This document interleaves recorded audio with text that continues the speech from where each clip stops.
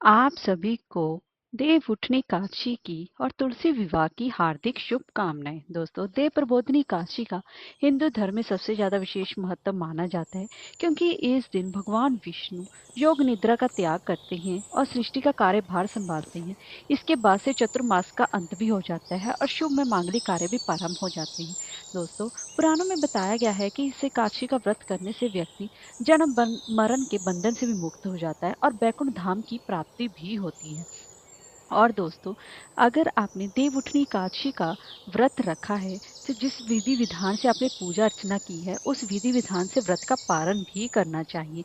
तो दोस्तों, आज की हम इस वीडियो में बात करेंगे कि देव उठनी एकादशी की एकादशी तिथि कब से प्रारंभ हो रही है और व्रत का पारण समय क्या रहेगा, और पारण समय हमें क्या खाना चाहिए और पारण हमें कैसे करना चाहिए। इस संपूर्ण जानकारी आज आप इस वीडियो में जानेंगे। तो चलिए वीडियो शुरू करते हैं। दोस्तों, अगर आपको हमारी ये वीडियो अच्छी लगी हो तो लाइक, शेयर और सब्सक्राइब करना ना भूलें और कमेंट बॉक्स में जय श्री हरि अवश्य लिखें। तो चलिए वीडियो शुरू करते हैं। दोस्तों, कार्तिक मास की शुक्ल पक्ष की एकादशी को देव प्रबोधिनी देव उत्थान एकादशी के नाम से भी जाना जाता है।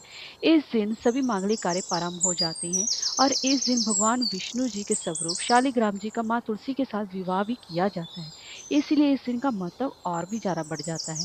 आइए अब जान लेते हैं एकादशी तिथि, जो कि 22 नवंबर की रात को 11:03 से प्रारंभ हो रही है और एकादशी तिथि का समापन 23 नवंबर की शाम को रात को 9:01 पर खत्म हो रही है। तो ऐसे में आज के दिन यानी गुरुवार के दिन 23 नवंबर को हरि प्रबोधिनी एकादशी का व्रत रखा जाएगा। जिस विधि विधान से आपने आज भगवान विष्णु जी के निमित्त यह व्रत रखा है, उतने ही विधि विधान से हमें भगवान विष्णु जी के निमित्त इस व्रत का उद्यापन करना चाहिए, तभी हमें व्रत का पूर्ण फल मिल पाता है। तो दोस्तों, किसी भी व्रत को खोलने के लिए इसके पारण समय का सबसे ज्यादा महत्व इस एकादशी पर सबसे ज्यादा माना जाता है। तो दोस्तों, अब हम जान लेते हैं कि आपको व्रत कब खोलना चाहिए। तो दोस्तों, व्रत खोलने के लिए आपको 24 नवंबर को सुबह 6:51 से लेकर सुबह के ही 8:57 तक आपको अपने व्रत का पारना जाने कि अपना व्रत खोल लेना चाहिए, तभी आपको अपने व्रत का संपूर्ण फल की प्राप्ति हो सकेगी। और पारण हमेशा ही द्वादशी तिथि के समाप्त होने से पहले पहले ही कर लेना चाहिए। तो द्वादशी तिथि समाप्त होने का समय है शाम को 7:06। उससे पहले पहले आपको सुबह ही व्रत का पारण कर लेना चाहिए। आइए दोस्तों, अब हम जान लेते हैं कि इस देवोत्थान एकादशी पर हम भगवान जी की कैसे पूजा अर्चना की जाती है। इस देवउठनी एकादशी के दिन सुबह जल्दी उठकर आप स्नान करें, फिर भगवान विष्णु जी का ध्यान करें और उनको स्नान भी कराएं, उनको नए वस्त्र पहनाएं। और शाम के समय देव उत्थान एकादशी पर तुलसी विवाह भी किया जाता है। अगर आप तुलसी विवाह करना चाहते हैं तो शाम के समय अवश्य तुलसी विवाह करें और उन्हें धूप दीप नवेद फल रौली मौली पुष्प तुलसी आदि अवश्य अर्पित करें, क्योंकि भगवान विष्णु बिना तुलसी के कोई भी भोग अर्पण नहीं करते हैं। इसीलिए इस देव उठनी काशी पर उनको तुलसी पत्र अवश्य अर्पित करें। और देव उठनी काशी पर भीष्म पंचक भी लगता है और देव उठनी काशी से लेकर कार्तिक पूर्णिमा तक दिए जलाने का सबसे ज्यादा महत्व माना जाता है। तो आज से देव उठनी काशी से लेकर कार्तिक पूर्णिमा तक आप दीपदान अवश्य ही करें। दीपदान आप अपनी समर्था के अनुसार 5, 7, 9, 11 घी के या फिर तिल के तेल के दीपक जला सकते हैं। सरसों के तेल के दीपक आप ना जलाएं, इस बात का विशेष ध्यान रखें। और पीपल के पेड़ के नीचे भी, क्योंकि भीष्म पंचक की वजह से पीपल के पेड़ के नीचे भी आप दीपदान अवश्य ही करें, अपनी समर्था के अनुसार अवश्य ही करें। दोस्तों, अब हम जान लेते हैं कि एकादशी व्रत का पारण हमें कब करना चाहिए। ये आपको मैं बता चुकी हूँ। अब हमें पारण कैसे करना चाहिए और क्या खाकर करना चाहिए, उसके बारे में जान लेते हैं। तो दोस्तों, पहले हम जान लेते हैं कि हमें देव उठनी एकादशी का पारण कैसे करना चाहिए। दोस्तों, देव उठनी एकादशी के अगले दिन यानी कि द्वादशी तिथि पर ही व्रत का पारण करना चाहिए। तो द्वादशी तिथि पर सबसे पहले आप सुबह ब्रह्म मुहूर्त में उठकर स्नान करें, फिर भगवान विष्णु जी का ध्यान करें और फिर भगवान विष्णु जी के समक्ष घी का दीपक जलाएं और उसके बाद ही भगवान विष्णु जी को भोग लगाएं। भोग अगर आप सात्विक लगाएंगे तो अति उत्तम रहेगा। इसके अलावा आप भोग में उन्हें तुलसी पत्तर, आंवला, बेर, सिंघाड़ा गन्ना, इसका भी भोग लगा सकते हैं और उसी भोग को प्रसाद स्वरूप समझकर अपने व्रत का पारण भी कर सकते हैं। अगर आप ये सब चीजें भोग में नहीं लगा सकते तो सिर्फ आप एक तुलसी पत्र भी भगवान जी को अर्पण करके उससे भी आप अपने व्रत का पारण कर सकती हैं। लेकिन इस बात का विशेष ध्यान रखें कि आपको अपना व्रत सुबह के समय फलाहार के साथ अगर पारण करेंगे तो इससे आपकी तबीयत भी सही रहेगी और आपको व्रत का पूर्ण संपूर्ण फल भी मिलेगा। अब दोस्तों, जान लेते हैं कि पारण के समय हमें क्या खाना चाहिए।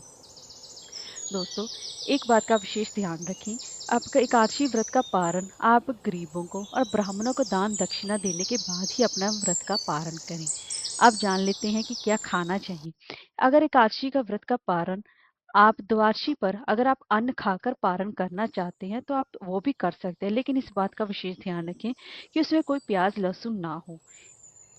तभी आपके व्रत को पूर्ण फल की प्राप्ति हो सकेगी। आप अपने व्रत के लिए फलाहार के जरिए भी अपने व्रत का पारण कर सकती हैं। एकादशी के दिन हमें चावल ना खाने की सलाह दी जाती है। हम एकादशी के दिन चावल नहीं खाते, लेकिन द्वादशी के दिन आप चावल खा सकती हैं और अपने व्रत का पारण भी उससे कर सकती हैं। अब हम जान लेते हैं कि हम इस एकादशी पर व्रत पारण के लिए हम किन किन चीजों का इस्तेमाल कर सकते हैं। दोस्तों, सबसे पहले तो जैसे कि आपको पता है कि तुलसी, भगवान विष्णु जी को तुलसी अत्यंत ही प्रिय है और भगवान विष्णु के देव उठनी एकादशी के बाद पारण करते समय आप तुलसी का इस्तेमाल जरूर करें।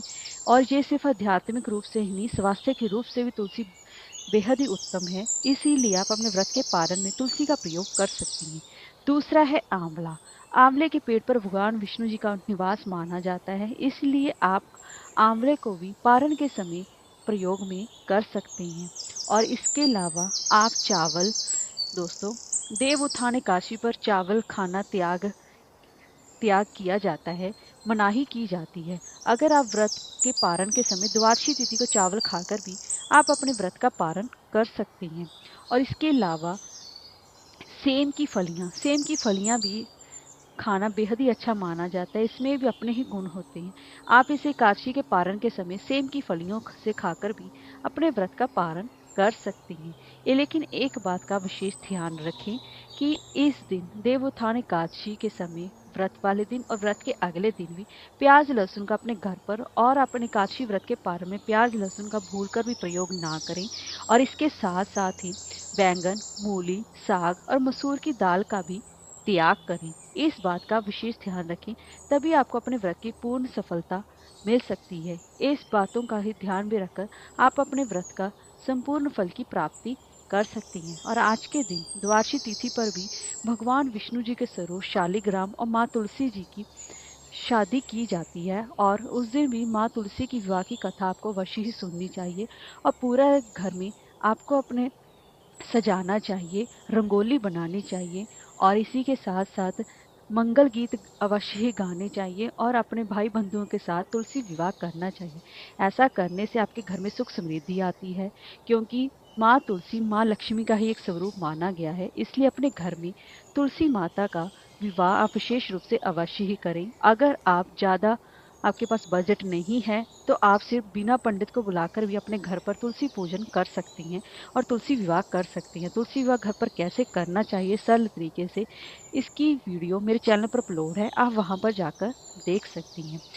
दोस्तों, आपको हमारी ये वीडियो कैसी लगी हो, आप हमें कमेंट बॉक्स में अवश्य बताइएगा। हरे कृष्णा, राधे राधे।